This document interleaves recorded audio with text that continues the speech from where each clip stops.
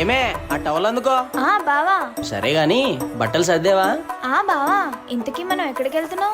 ఎప్పటి నుంచో చెప్తున్నాను కదా, ఆ బొంబాయి జాతర తీసుకెళ్తాందా. అయ్య బాబాయ్, బొంబాయి జాతరే నాకు చాలా మొహమాటం బా, నేను రాను బా.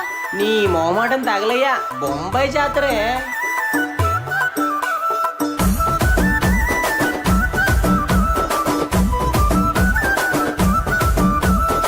ఆ జాతరలో ఏముంటాయి బా, అసలే నాకు మొహమాటం. వెళ్ళిపోదాం బా.